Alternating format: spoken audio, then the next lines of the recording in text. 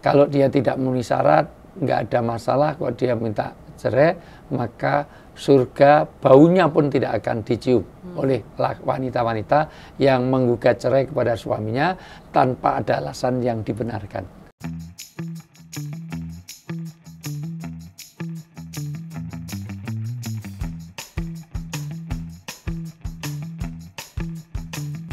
Selanjutnya, Ustadz, istri yang menggugat cerai, apakah masih wajib mendapatkan nafkah dari suaminya? Karena saat ini belum ada keputusan dari hakim untuk mengabulkan perceraian tersebut. Ya, nanti pakai peradilan agama. Karena nusus itu kapan dibolehkan dan ada syarat-syaratnya.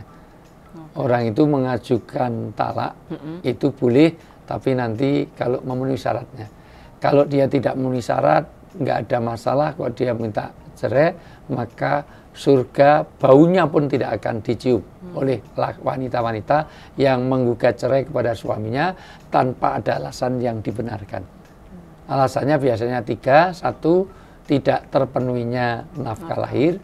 Secara lahiriah tidak. Misalnya, pokoknya tidak ada alasan secara lahiriah. Lahiriah itu tidak hanya nafkah ya, tapi juga termasuk memang suaminya itu tidak layak. Sudah istrinya berdandan terus, suaminya itu kayak kurma kering wajahnya. Itu di zaman Nabi ada. Penampilannya, performnya sudah begitu, Pak. Baunya itu pokoknya balsem, baunya itu segala macam, pokoknya pakai waduh segala macam yang tidak layak untuk jadi bau terus segala macam. Ya, nah itu atau juga nafkah batin tidak terpenuhi. Dan atau yang ketiga, tidak berjalannya agama. Misalnya suaminya itu tidak mengarahkan agama, bahkan terhalangnya agama. Pakai kerudung aja dilarang, pakai ini dilarang, nggak pernah bisa sholat, suaminya datang mabuk-mabukan terus, lah itu ada alasan yang dibenarkan. Itu atau boleh KDRT atau apa. Meminta talak, mengajukan talak. Ya. Di luar itu tidak boleh seorang istri.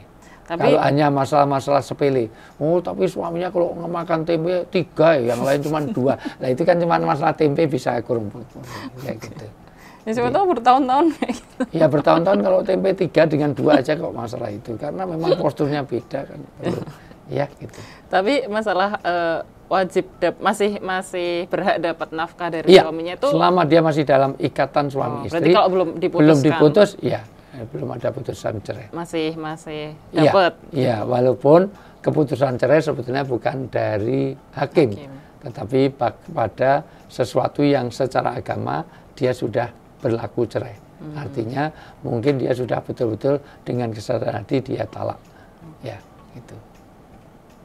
Oke. Kemudian ini terakhir nih. Ya. Ini kayaknya pertanyaanku. Ustadz, sampai kapankah harus menafkahi anaknya? Apakah sampai anak mandiri dan menikah? Ya, tentu kalau dia sudah menikah, maka hierarki tanggung jawab itu sudah kepada suaminya. Ya, karena orang menikah itu yang paling berat mengambil tanggung jawab. Jadi sejak ijab kabul diserahkan itu, maka surga neraka seorang wanita ada pada suaminya. Berpindah dari orang tuanya, pindah kepada suami. Maka saat itulah maka kewajiban nafkah orang tua sudah terputus. Itu. Seorang suami atau seorang laki-laki kalau dia sudah menikah juga kewajiban orang tua sudah lepas. Laki-laki juga gitu. Kalau dia sudah punya kemandirian dengan menikah itu bagian dari batas di mana orang tua sudah tidak ada kewajiban. Tetapi secara sosial tetap ada dong. Nah, walaupun udah nikah, kalau dia kekurangan ya tetap kita kasih, karena nanti sedekah itu justru KKN, dimulai dari kerabat dekat, anak itu. Walaupun ulama agak membedakan, kalau kita zakat itu nggak boleh kepada orang tua, karena orang tua itu bagian dari kewajiban kita. Kepada anak kita kok zakat enggak, itu bagian dari tanggungan kita. Nama istilahnya. Tapi kalau kita sedekah, justru cari orang akrobin, orang-orang yang terdekat dulu. Ya, itu dulu. Wallahu a'lam bishawab. Oke, tadi itu pertanyaan terakhir dari teman-teman. Sekarang kan aku pengen menyimpulkan nih, kan tadi pertama nafkah itu nggak hanya berupa materi gitu, tapi ada nafkah batin sama ada nafkah apa ya? Lahir, nafkah batin dan hidayah untuk memberikan jalan untuk surgawi. Ya, gitu.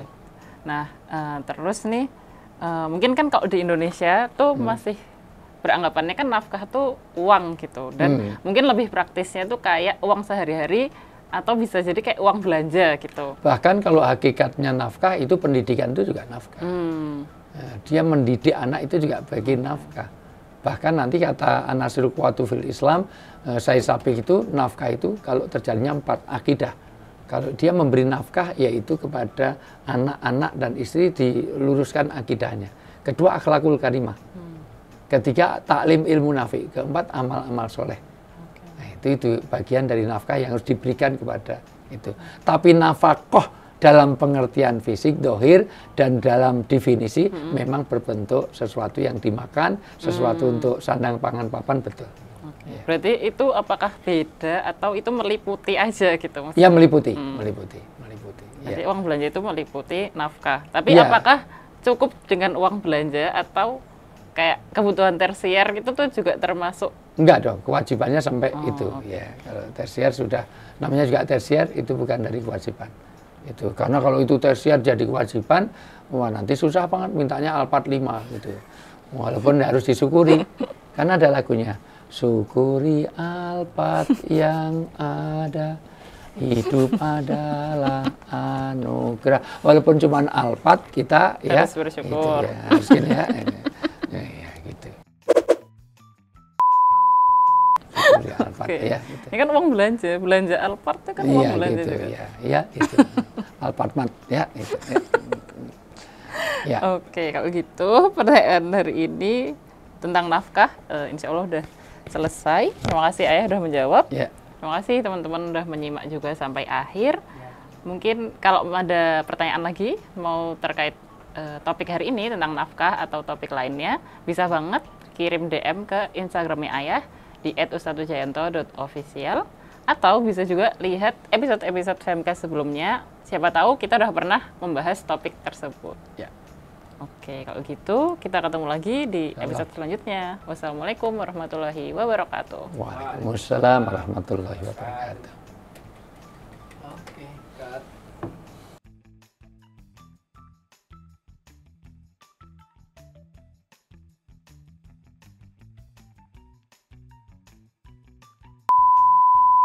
Apakah ini termasuk dengan Kedoliman.